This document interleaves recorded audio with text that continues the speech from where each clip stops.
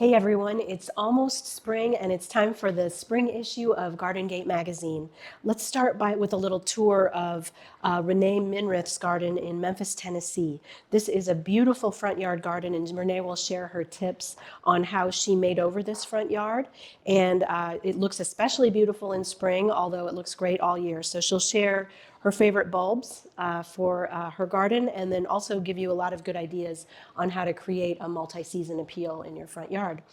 In spring, one thing we're all doing is spending lots of money at the garden center, right? And if you'd like to reduce that spend a little bit, we'll show you 3 ways to get free plants right from your own garden. That way you can trade plants with friends, or you can spread more plants around your own garden.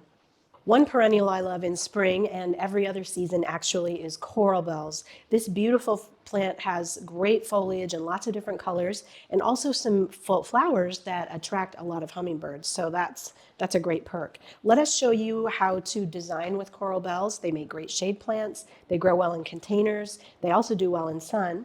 And then we'll show you the practical things you need to grow them, like how to deal with winter kill and how to divide them.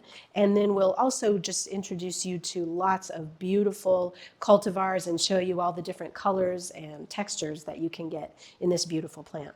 If you've ever planted too many vegetables in your garden, like I have, you'll want to read this story, because this tells you how many plants or seeds you should grow for one person, for 4 people. It talks you through fresh eating versus preserving, and it's super useful, and it'll help you make the most of your garden space every year.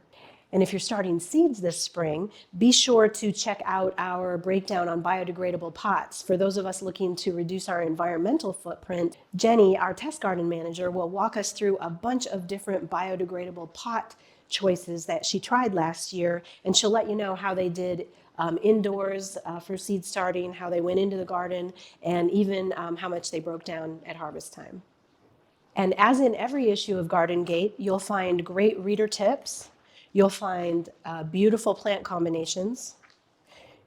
You'll find exclusive garden plans that are easy to plant. And we'll answer your garden questions.